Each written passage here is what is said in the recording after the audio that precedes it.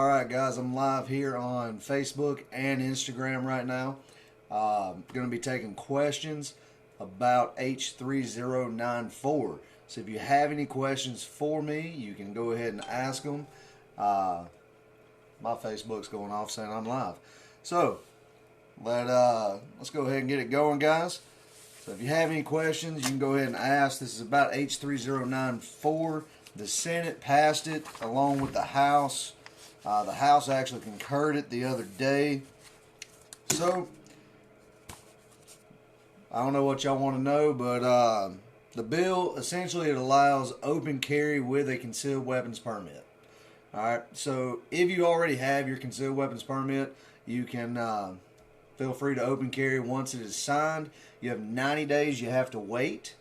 And once that 90 days is up, guys, you can then go ahead and start open carrying if you feel free. That's essentially what the bill lets you do. Now, there are some changes that have been made. For example, churches. If your church meets inside of a school building, I'm turning because I got two tablets going, just to let everybody know. I got one on Instagram over here, and then I got this one on Facebook.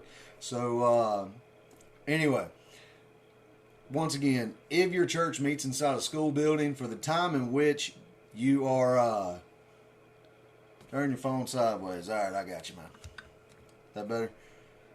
All right, so for the time in which you are inside that school building and it is leased out as a church, for that time, it is a church building. The areas in which are leased out to the school, which is most likely going to be a gym or the cafeteria, things like that, the church has the right now to be able to let people in with a concealed weapons permit, able to carry their gun inside the church, as long as they are part of the security team. It's not technically church carry. You can get permission from the pastor or the church governing body, like the deacons. So essentially, once the school is a church and not a school, so Monday through Friday, can't carry there. Don't try to think that you can carry just because it's a church now and all this other stuff. Can't do it. Monday through Saturday, unless the church is there on Saturday, you cannot do it. So, go ahead. That's the biggest thing with that. The next biggest thing, you can now carry the gun openly on yourself in a vehicle. That's pretty big there, because used to, you can't carry it on yourself openly. It has to be concealed as of right now. So, best part about this bill, though, guys, is it actually makes South Carolina a 2A sanctuary. If you didn't already know that, I had a video on it yesterday. I posted on TikTok, Instagram, Facebook. Yes, I got excited about it, and I hope you do as well. So, the governor has to sign this bill still. He's already said he's going to do it, so you don't have to worry about that. The biggest issue right now with this is the 2A sanctuary will not permit any local law enforcement, any state law enforcement to enforce any federal gun legislation. That's a big deal, guys. That's huge, okay? So with that, we're now going to be able to have a 2A sanctuary. We're not going to have to worry about any administration, not just this current administration, coming after our guns, because we're now going to be a 2A sanctuary. So with that, as soon as the pen hits the paper, the governor signs it, we're going to be a 2A sanctuary. So if he signs it, I'm guessing it's probably going to be next week, maybe the week after. If he signs it at that point, guys, it will be a 2A sanctuary here in South Carolina. After he signs it, it's going to be 90 days before we can open carry or any of the rest of this goes into effect. Okay. Let's see here. What else we got? Anybody got any questions, by the way?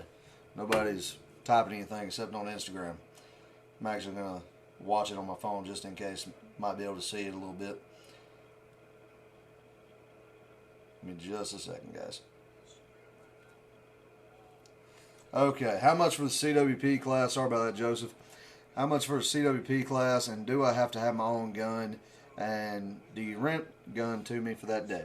Yes, I do rent guns for the day of the class. They are $25. I do supply the ammo for that class. It's only 50 rounds. That's another thing that they actually added in this bill. So, for the CWP class, it's now not going to be 50 round minimum. It's going to be a 25 round minimum. That'll take it from 50 rounds. You got to hit 35 out of 50. That gives you a 70. For this one, you'll have to hit 18 out of 25. I'm going to keep it at 50 for right now for my classes. To answer the rest of your question, it is a $75 class, and I give you your fingerprints, I give you the envelope, everything. You name it, I give it to you, all right? Thank you for the wave, whoever gave that to me over here. So, like I said, 25 rounds instead of 50 now. I'm probably going to keep it at 50 for right now, just in case. You'll have to hit 18 out of the 25, okay? Let's see here. You can bring your own gun, man. You don't have to. I do rent the guns. Veterans don't have to shoot. I don't know if you're a veteran or not, but veterans do not have to shoot, so you'd be good there. Let's see here. What else is in the bill here? So, a couple things are going to change with the bill. I have to add a few things to my class. Don't worry if you've already got a concealed weapons permit. You don't have to worry about this. Let's see here. So, all signs must be clearly visible from the outside of the building. That's already there. That's not the right one. Here we go. Alright, so, for the things that are changing that I have to go and actually put into my class, properly securing your firearm in a holster. I actually already teach that, so I'm good there. Cocked and locked carrying of a firearm. What that means, guys, is if you have one in the chamber, how you carry it. You really don't carry it any different. I hope you actually already carry one in the chamber. If you don't, I recommend it. Just have the safety on if you don't feel comfortable doing it. Let's see. How to respond to a person when they try to take your firearm from your holster, and then de-escalation techniques. I already teach de-escalation techniques and strategies, so I'm good there. Properly securing your firearm in your holster, I already teach that as well.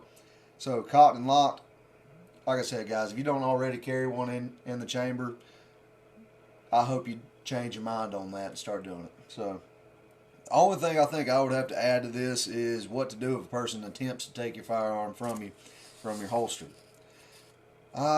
Personally with that, guys, I would try to add some type of, maybe get a double retention holster. Somebody's calling me. That's going to be a spam risk, so we're not going to do that. So I would get a double retention holster. I wouldn't try to get a single retention holster. It just wouldn't be good. If somebody did try to take it, all they'd have to do is just pull it. Whereas a double or even a triple retention holster, you might have to go and either press the button on it, pull up, or you can actually just flip the little cover over it and then pull up. So I would try to definitely get a double retention holster at least before I started open carrying, if that's what you want to do. Now, if you want to open carry, guys, you do need to know some places they have different rules. Like, say, Walmart. With everything that happened in Walmart in Ohio and Texas, I think it was 2019, Walmart changed their rules. They no longer allow open carry, even in the states that are constitutional carry, or just plain out open carry like what we will now have. The issue there is they had a few things that happened there at Walmart, so they still do allow concealed carry. You can conceal carry all day long at Walmart.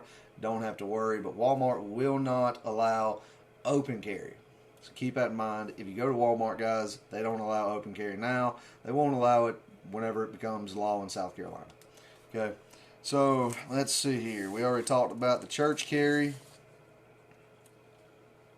Alright, so, if there's a protest going to happen, this is another thing that happened in the bill.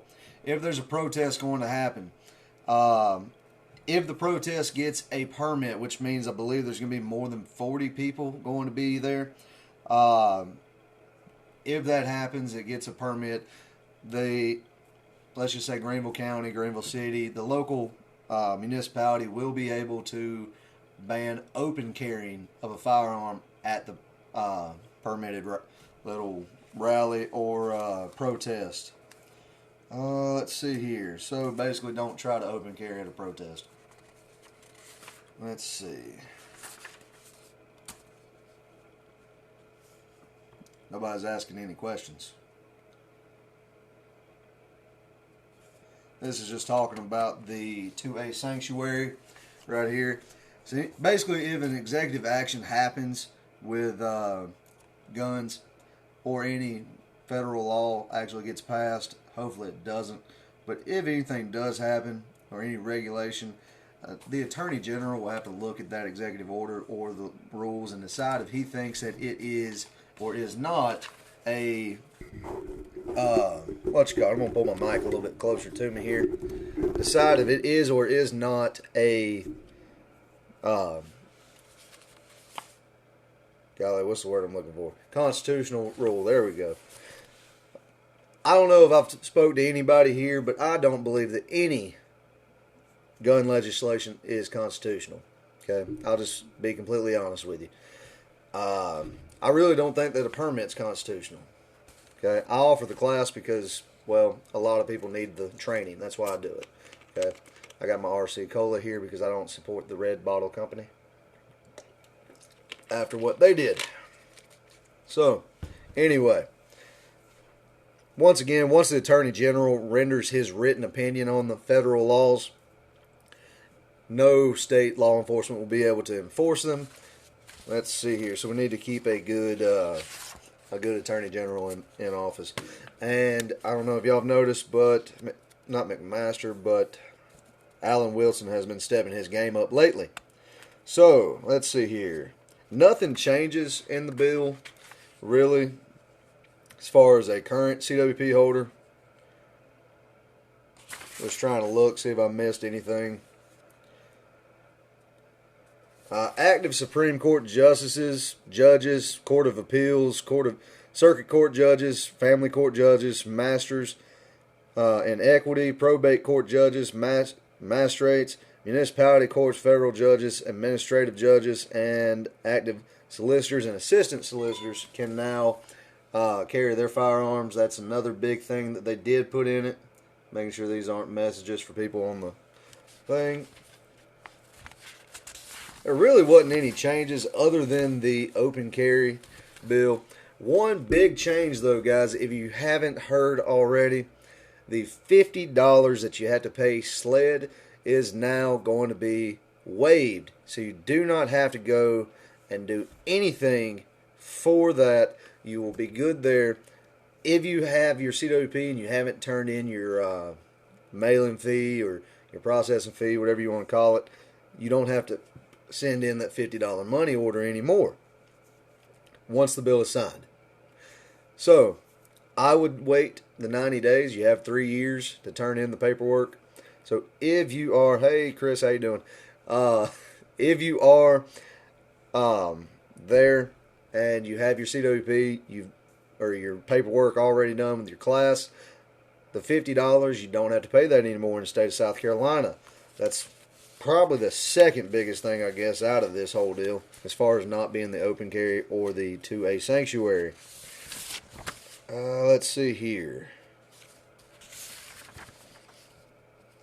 Any questions on anything, guys?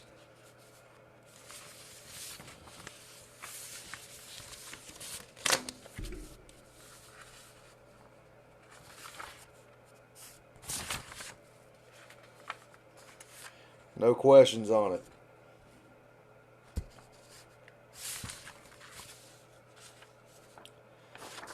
So, one thing is that businesses can still require that you do not open carry or conceal carry on their property. You totally missed the first part. All right. So, we're now 2A sanctuary, just to go and review, guys. We're now a 2A sanctuary, and at least once the governor signs it, we'll be a 2A sanctuary, meaning that no local law enforcement or any state law enforcement will be able to enforce a executive order or any type of legislation coming from the feds. So basically, they won't help any of the feds. No state, oh, it's fine.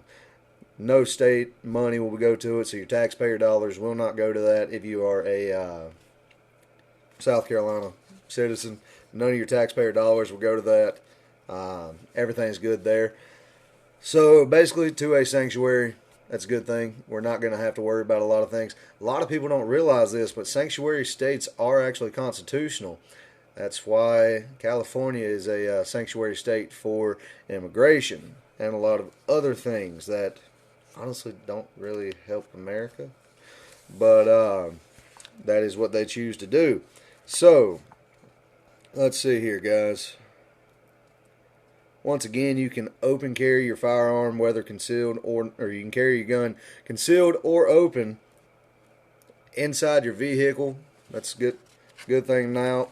You do, if it's not on you in your vehicle, you do have to have it put up in your glove box.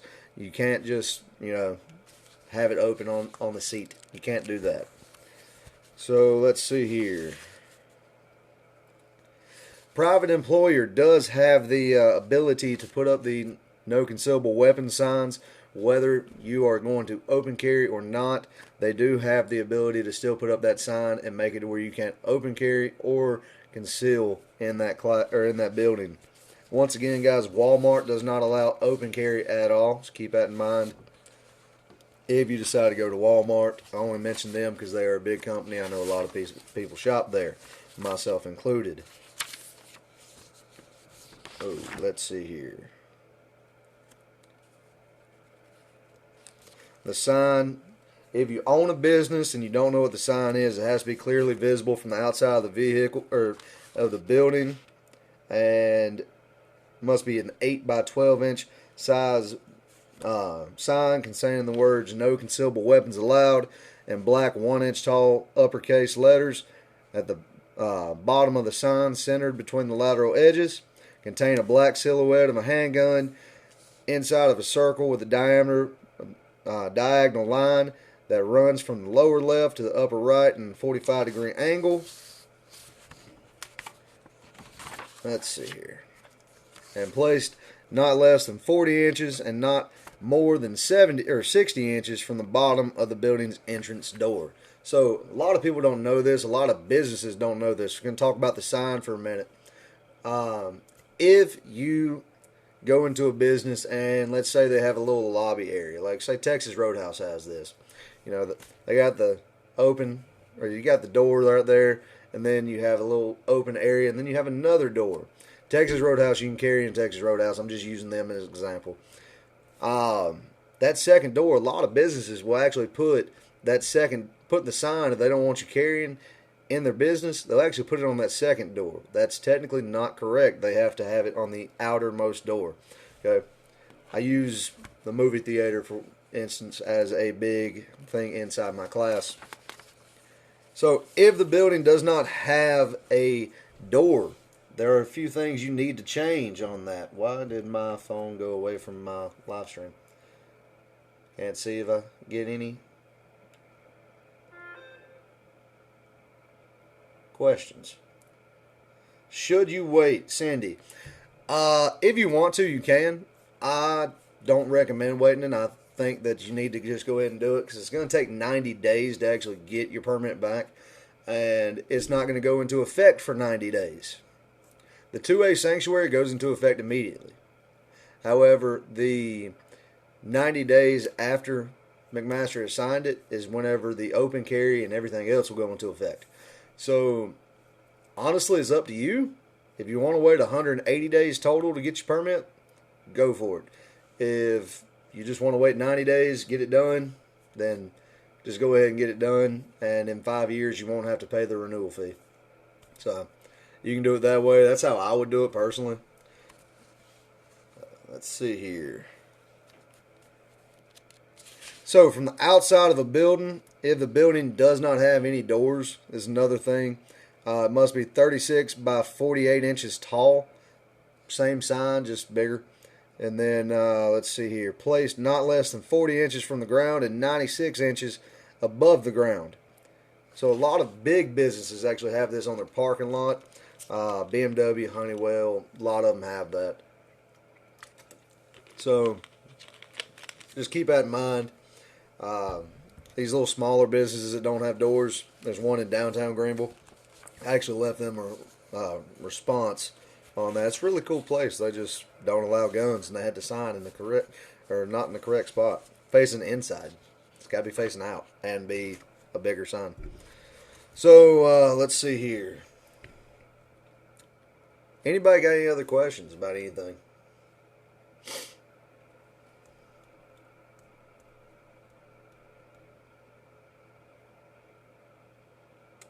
Guess not. So my next CWP class, guys, if you want to get in one, is May 31st. The one after that will be June 12th. Both classes are $75. If you are a veteran, the cost is $60. If you are going to the May 31st class and you are a veteran, the cost is $50. So that's a big thing there for y'all. Veterans, once again, do not have to shoot for the course unless you want to. If you do want to, you need to let me know before. That way I don't fill your spot on the range, basically. Let's see. Has the governor signed it yet? No, the governor has not signed it as of yet. I did actually message him today, or tweet him, really. And no, he has not signed it. I hope he signs it. Most likely, it'll be probably next week, maybe the week after it. No, you cannot open carry until after he signs it. Once the pen hits the paper, we will be a 2A sanctuary. But until then, you can't open carry. You can't do anything. You can open carry 90 days after it is signed. So if he signs it next week, it'll be at the earliest mid-August before you can open carry. Okay? Keep that in mind, guys. Mid-August before you can open carry at the earliest. Okay? I don't want anybody getting in trouble for that. They've already talked about how, I think it was in Rock Hill, you people already were trying to open carry when the House had just passed it. Not even the Senate. They didn't think that the governor had to sign it or it had to go to the Senate.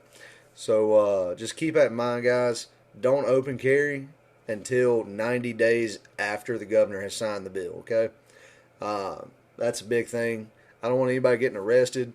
I like to open carry at my classes. You have the right to open carry, just letting y'all know. You have the right to open carry on your private property, okay? So at your house, you can open carry all day long. In your yard, whatever you want to do. On a boat on the lake, you can open carry. Do not open carry anywhere else until 90 days after H3094 is signed into law. Alright? I don't want anybody getting in trouble. That wouldn't be a good thing for anybody, alright? So just keep that in mind whenever you go to do this. The governor probably will sign it once again next week. If not, the week after. Everybody knows he's going to want to have a big signing party. So just keep that in mind. We got to do that. Let's see. I'm trying to think if anything else is in the bill, because a lot of things didn't change for y'all, I guess. It changed for me. I have to teach a little bit more. And I'm able to also not have to let y'all shoot 50 rounds now. Now I can let y'all shoot 25 rounds. If you are just joining in and you want to get a class from me, May 31st or June 12th are my next two classes. $75 if you're a veteran, it's $60. Let's see here. For right now, guys, I'm going to do the 50 rounds because the governor hasn't signed the bill. Once the 25 rounds is part of the law, I'll go down to that, and if the people in the class want to. If not, we will do 50 rounds. I'm going to ask that you bring 50, not 25, just in case. Because biggest thing with that, guys, is you have to have 35 rounds have to go through it to get a 70. All right. For a 25 round game, it's going to be 18. Okay, it doesn't leave a lot of room for play. All right. It's going to be 72 is what you'd be able to get. So technically, I guess it'd be 72 and a half, but I don't understand why the half would be there. So it's going to be 18 for you to pass this course. That's only 7 round difference. It's not a lot of room to play there. So let's see here. Just trying to make sure if I missed anything or not. Just talked about the 25 rounds. Let's see. 2 of the 4 things that they asked that I teach more, I already teach on. So once again, properly securing your firearm in your holster, I already teach that. There won't be much more of that I'll have to even add. Let's see. Cotton and lock, carrying your firearm. I actually teach a little bit of that, to be honest with you. But if you don't carry one in your chamber, go ahead and start doing it because, guys, let's be honest, you might not have time to rack one in. How to respond to people whenever they attempt to take your firearm from your holster. Once again, if you're going to open carry, I do recommend at least a double retention holster. A lot of police forces actually use a triple retention holster. So basically, guys, instead of just having to grab the gun and pull out, you actually have to press a button and then pull out. Some of those even press the button, push down, and pull out. It's just easy. It's honestly a lot easier than what it sounds. I do recommend getting at least a double retention holster for that reason. You don't want anybody trying to take a gun, and especially taking it. So, going to post this on my Instagram. Thank you. Please do. Yeah, guys, if you want to get more people in this, go ahead and share the video. And then de-escalation techniques. I already teach that in my class, so we're good there. That's actually the last thing I teach. So, there's not a lot that changed for y'all. I do have to add a little bit to my class, not much. Once again, your employer or the owner of the vehicle owner of a business has to post a sign saying no open carrying or concealed carrying. Let's see here. Any questions, guys?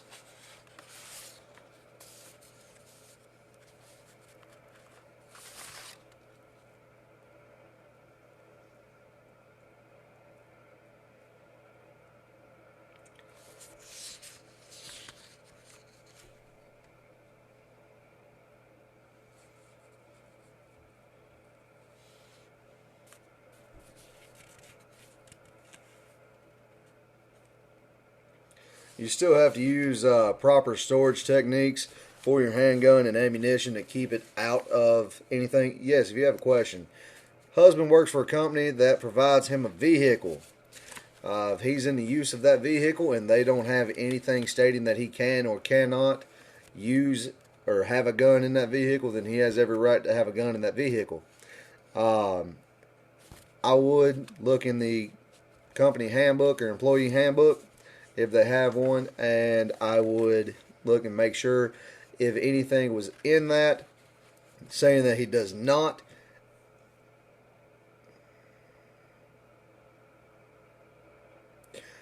Once again, if they've got an employee handbook, I would look into that and see if there was anything that said that they can't have a gun in that vehicle while it's not on the company property.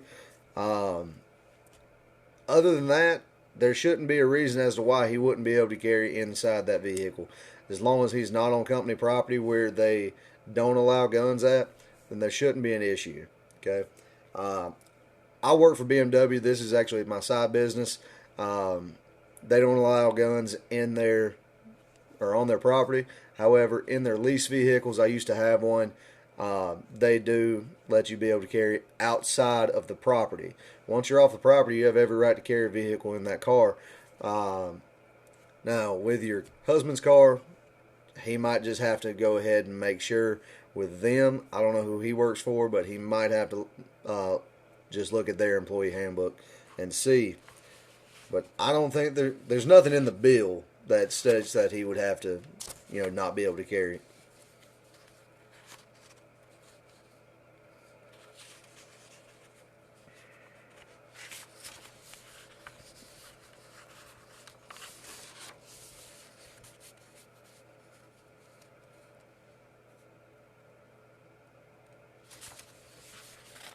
Once again, the sled fee has been waived for anybody. I'm just looking at all the crossed out parts.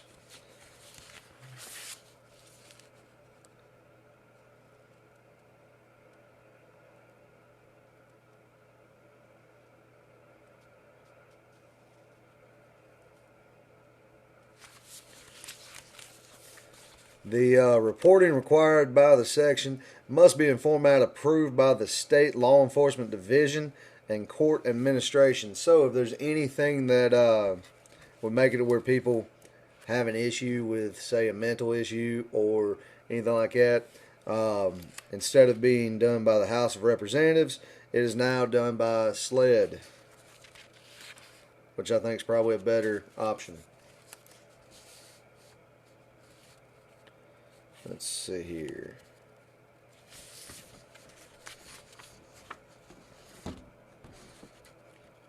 There was an amendment to this, just to let everybody know in case you were watching it and wasn't able to catch it. There was an amendment to this that they tried adding in the Senate to make it where you could not stand your ground. State of South Carolina, you still have every right to stand your ground. Okay, you don't have to worry about that. Same thing inside your house. There were a few other amendments brought on by one side of the aisle. I'm not going to say which side, but I think everybody knows what side I'm talking about. Not trying to pick on you. I'm just saying it. We all know what side. That particular side said that they wanted people to put a lock on their guns whenever it was inside their house. Obviously, it did not pass because you can't tell people what to do inside their own house.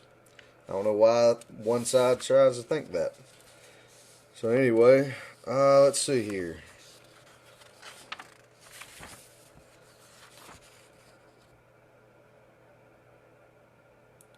Provisions of this section not applied. Okay. Once again, church carry, guys. I'm going to end this here in just a minute. Last thing I do want to talk about is the church carry. Once again, you still have to ask permission. Nothing changed for people. Exactly, it is your house. Nothing changed for people that already have the ability to carry in their church if they have asked their pastor or deacon led body for permission to be able to carry inside the church. Nothing changes for y'all. However, if your church meets inside a school, you now have the ability to carry inside that school while it is as a church in the areas in which the church takes over and has been leased at for that time in which they are a church.